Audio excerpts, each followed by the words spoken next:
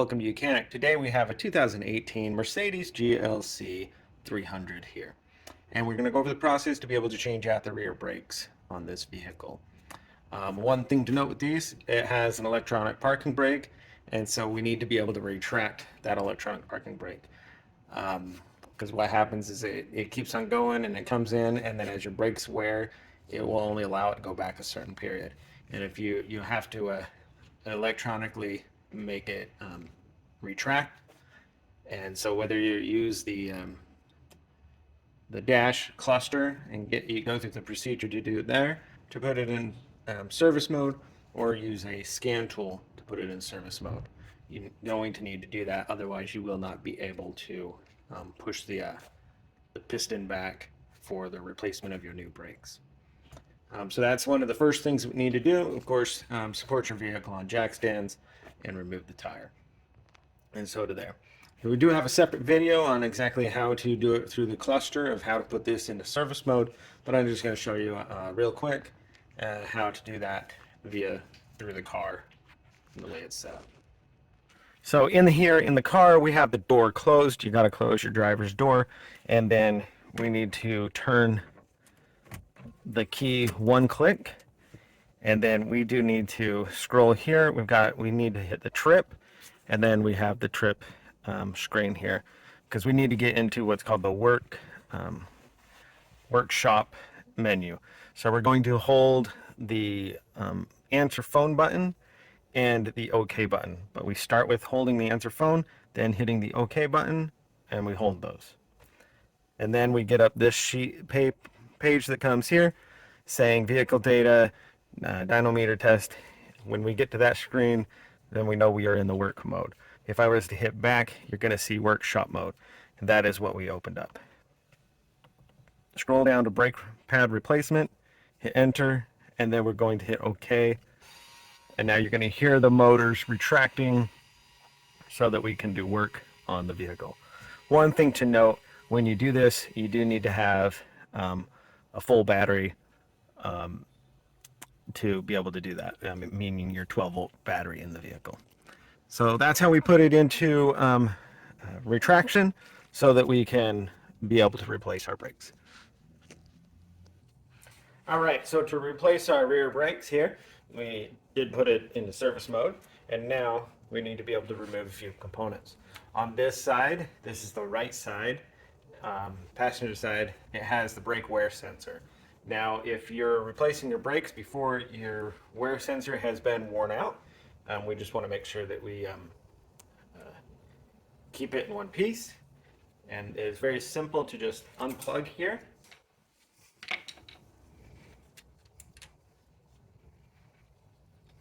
Okay, so we got it from there, and then we will separate it from the brake pad when we have more access, but we'll just do that for now. And then there's different orders. I mean, you can do this in any order you like, but we're going to get this clamp to open up to release the wire that goes back for, oh my gosh.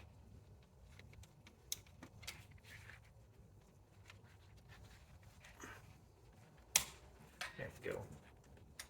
This is all what's part of the sensor for our brake wear sensor. And then just for ease, we'll go ahead and disconnect the wire that's running for the electronic parking brake module. And then get us an E10 here to undo this and get this out of the way. These are all just things to make it a little easier. You don't have to undo all of that, but it does make it a bit easier. All right. Got our E10 to undo this.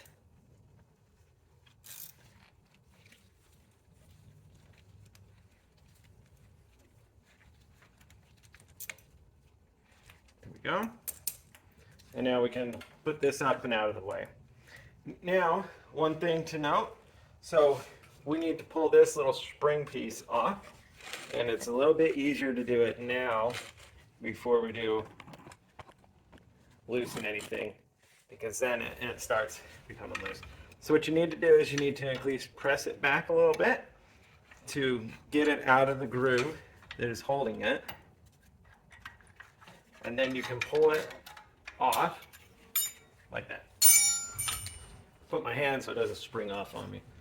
Now we have our cover pieces here that go over, they're like dust boot covers.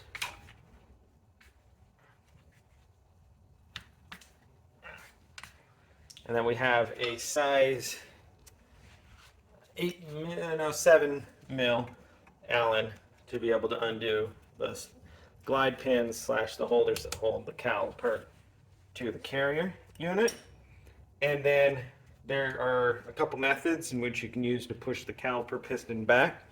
And that is either we fully separate it and then use a pusher type setup that is like this, or you just take, oh wait, you may not want to with that brake sensor in there. So we'll just do the one where we use the pusher. If you don't have your brake sensor in here and you've removed it, you can easily put a screwdriver in or your pry bar and then just be able to pull this whole caliper unit this way. And when you do that, it will push the piston in.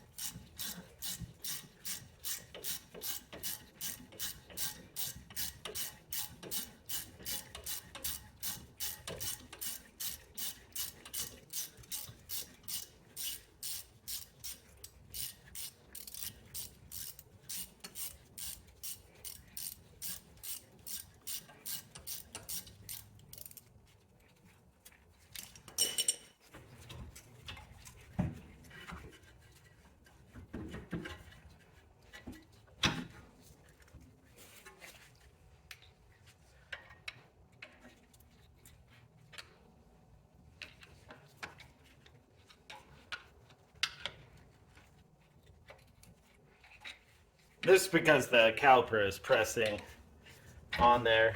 That's why it's a little bit tougher to pull apart, but it will come undone. There we go. So now we have that where we can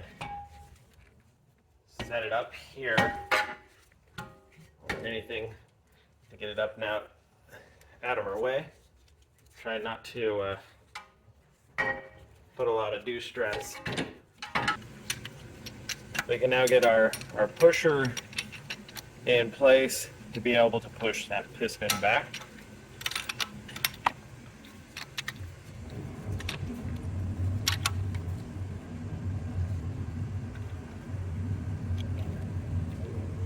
There we go. And now we just twist this and it pushes back. And of course, if you didn't put this into service mode, this piston would not go back at all when you push with a pusher or anything.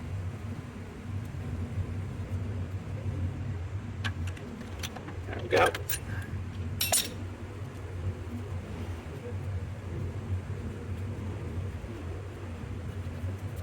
Okay, so that is pushed back there. So next thing, let's just go ahead and remove our brakes.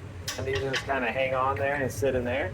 We have our pads to remove. Note that we have the two little dots come on the outside, and the ones on the inside are flush smooth in the center there. Just so we know when we put our new ones on.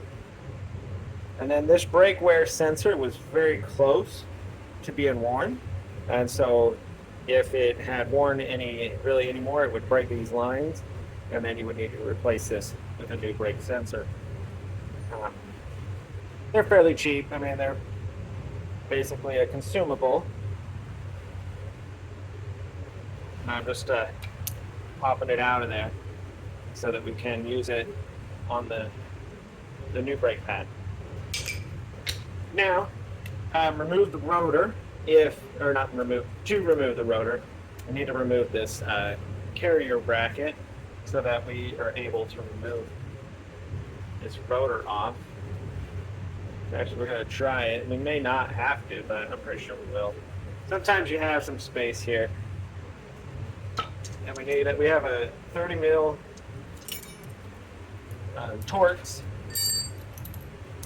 or T30 to undo here, which is part of the, just mainly for assembly. So if this is not here, don't worry. I'll look at that. We tried. It doesn't work. So anyway, so you need an 18 mil for the bolts on the.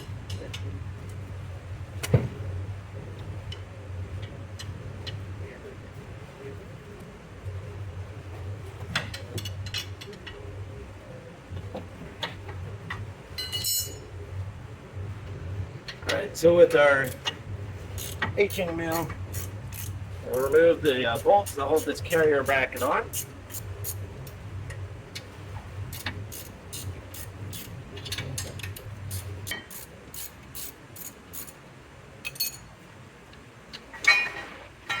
All right, carrier bracket removed. With that removed and the Torx 30 that's over here, then we're definitely able to remove our rotor for replacement. Sometimes you may have to use a hammer and force to get this to come off. All right, so now we are ready to replace our rotor or put a new rotor. Of course, we are showing this as an example. So our rotor that we have that came off of here is in very good shape, and so it is the same rotor going back on. So we line our rotor up. As long as we've got our 5 holes for our lugs to line up there. And then if you have your little bolt, we'll go ahead and put that in. If not, you can use just a standard lug nut bolt. Put that in here to tighten it in. And this is just for assembly purposes, is what that bolt does. It helps hold things in location as you put the brake rotor and things on like that. Alright, so that's on, that's snug. And then next, what we need to do is we'll put the carrier bracket on, being able to slide it over there, put our 18 mil bolts in.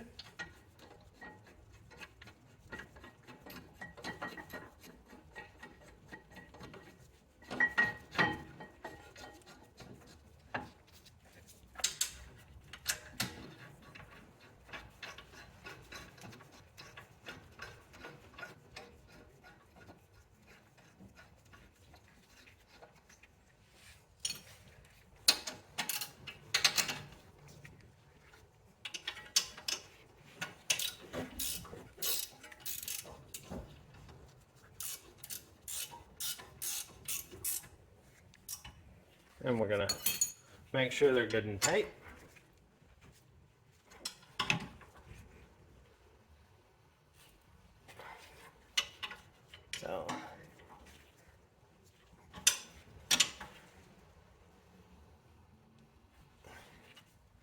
So those are good and tight. If you're one for torque specs, you can go ahead and look that up.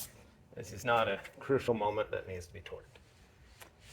So then, some little bit of prep work we'll do is we've got our glide pins. We want to put a little bit of grease on those. They go into the brake caliper housing there.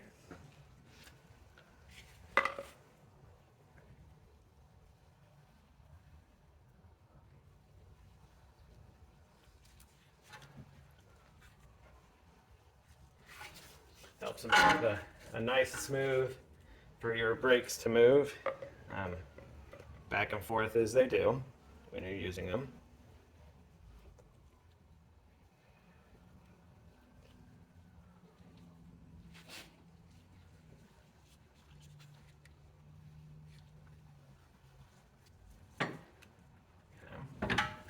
So we've got the caliper is prepped and ready to go on. And so now we're ready to put the brakes on. So we have our brake pads here. The one with the 2 dots that goes on the outside. They'll just kind of hang there. And the ones with the little spring and the flush dots, they go on the inside. But to make it easy, we have our sensor here to install.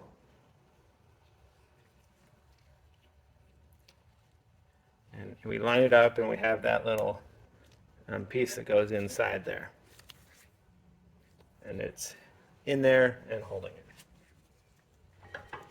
Now your sensors on this vehicle are only on the right side of the vehicle, so the right front and the right rear are the ones that have the sensors.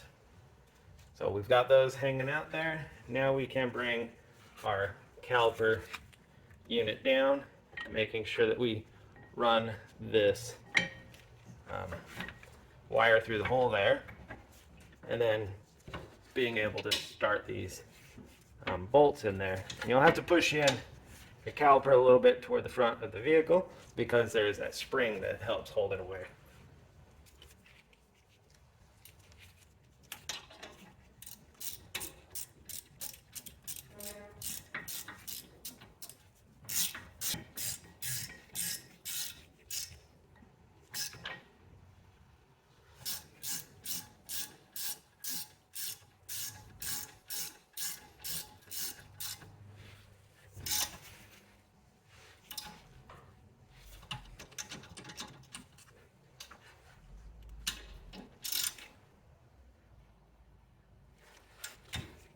All right, got those on tight. Got dust caps, go ahead and put those in there. Keep the dirt and the moisture out of the side there for the glide pins to work properly. Next thing that will help us is we're going to put this spring clamp back on the front. This helps with the chatter and helps with the work right. So we get the spring either the top or the bottom, get it in there, and then we get that lined up on the bottom, and then if you just tap it in, whether you use a little hammer or whatever, you just tap it in so that these little springs go inside their little indent there. And so that helps hold that together to keep the chatter down. So we have our wire that comes back down here for the that holds for the brake sensor.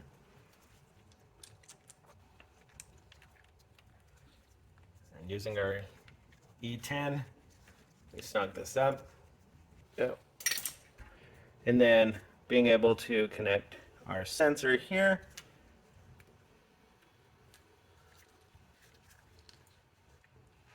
Just line it up and press it into place, lock it in there, and then also do make sure that you reconnect your connection for your electronic parking brake to work. And now that we have replaced our rear brakes, we need to put them back into operational mode for us to drive. So what we're going to do is go into the instrument cluster and be able to put this back in operation, and it's going to squeeze and then release. It does its thing to get things all lined up because we've got some space to fill up since we've replaced the brakes. And so we'll go ahead and do that, put them back in operation mode, and then we can do, of course, you'll do a visual check that everything is good, and then you can go ahead and put your tire on, torque that to spec, and be able to go. So let's go put this back into service mode on our vehicle, or operational mode, I should say. We're in service mode. So we're back inside the vehicle, and of course we have our the dash here illuminated. Put our key back in, turn it that one click, be able to get back to the screen. And so the screen is still in the operation. It says fitting position reached. Exit the fitting position. We're going to hit the OK button on our steering wheel. And now those calipers are squeezing, backing up, and now it's saying that the fitted position has been exited. and we want to confirm, we hit OK.